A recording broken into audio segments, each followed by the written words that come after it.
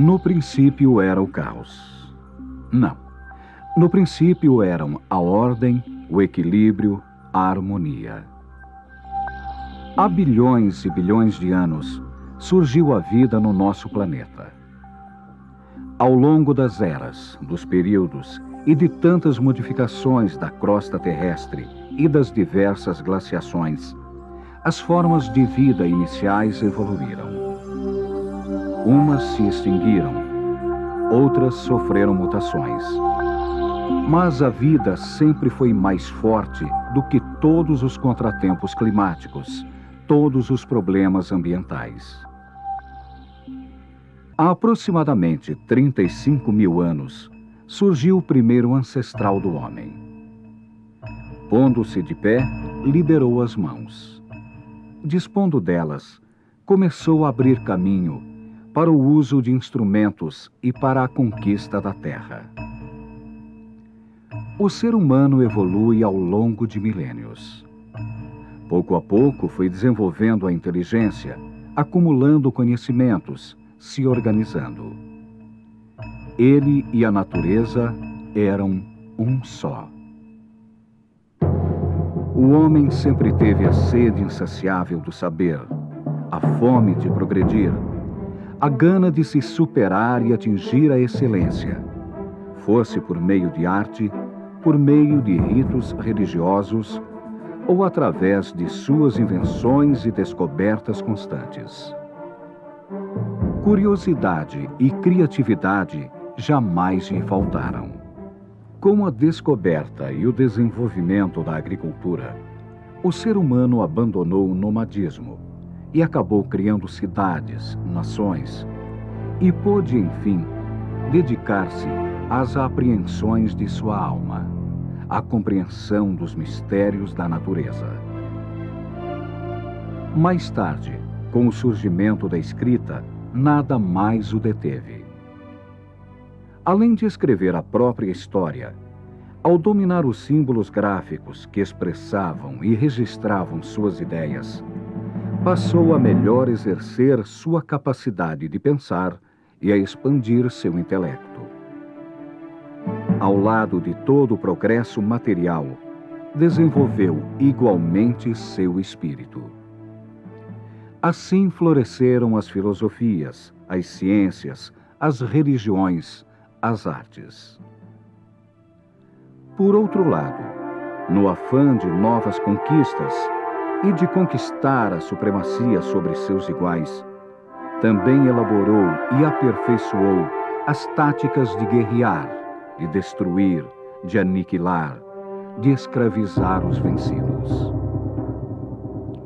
Portanto, simultaneamente à expansão do conhecimento, às novas descobertas e às inúmeras conquistas, o homem, ao invés de se aproximar cada vez mais da sabedoria e da natureza, começou a desviar-se pelos caminhos da ambição e da ganância. Assim, enquanto alguns homens mantinham-se ligados a interesses filosóficos, enquanto alguns ainda buscavam estreitar a aliança da humanidade com Deus e a natureza, a maioria lançou-se no desenvolvimento de invenções pragmáticas, de tecnologias novas, de ciências exatas e de meios para tornar a vida material mais rica e prática. Ao longo do último século, praticamente tudo foi inventado, quase tudo se tornou possível. Todas as distâncias foram encurtadas, romperam-se quase todas as fronteiras. Tudo passou a necessitar de menos tempo para ser realizado. Viagens, acordos, negócios. A um simples estalar de dedos, a comunicação, a aprendizagem, diversões. E sim, a vida ou a morte.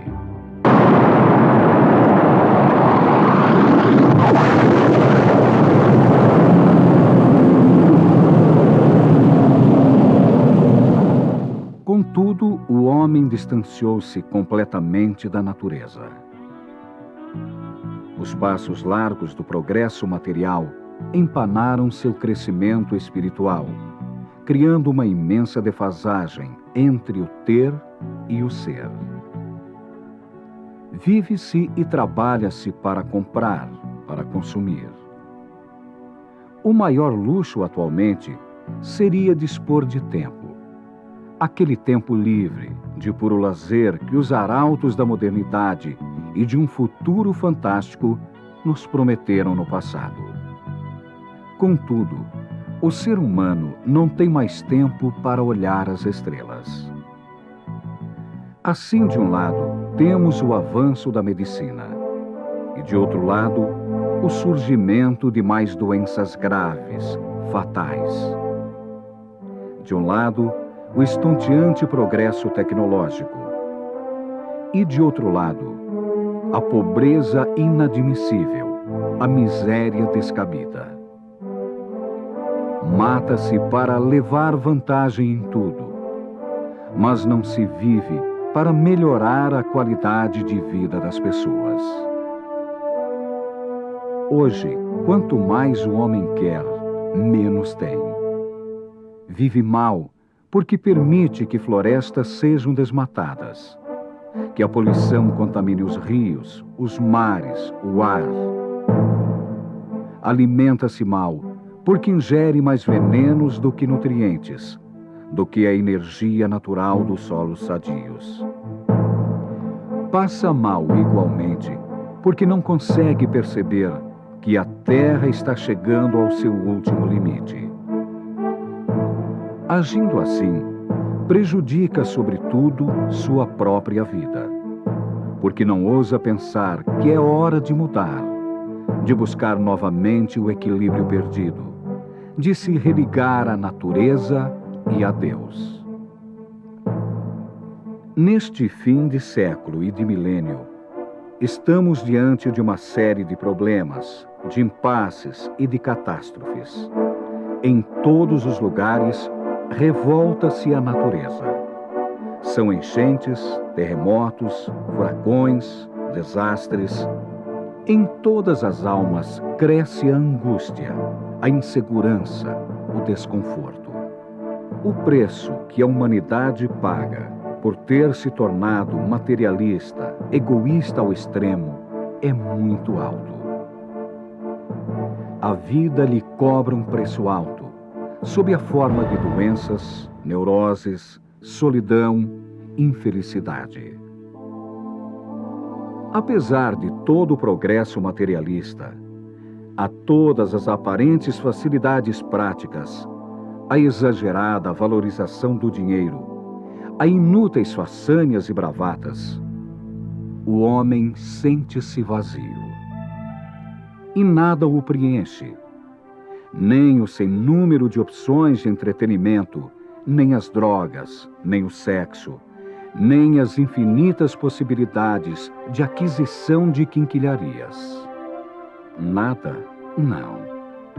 Se o ser humano, de uma vez por todas, voltar a investir na sua energia criativa e na sua capacidade de amar, na sua incalculável riqueza espiritual, se quase que retornando à sua origem, voltar a ingerir alimentos provenientes de uma agricultura natural, que não o envenenará com agrotóxicos e, portanto, não resultará em embaçamento de seu raciocínio e de seus sentimentos. Se, enfim, voltar a deleitar-se com o belo e, por meio da espiritualidade e do altruísmo, buscar realmente salvar a si mesmo e ao planeta, com certeza terá redescoberto a verdade, poderá libertar-se do sofrimento e realizará o maior feito da humanidade: a construção, conforme o plano de Deus, do paraíso terrestre. Com suas práticas e com sua filosofia, a Igreja Messiânica Mundial tem por objetivo tornar esse sonho numa linda realidade.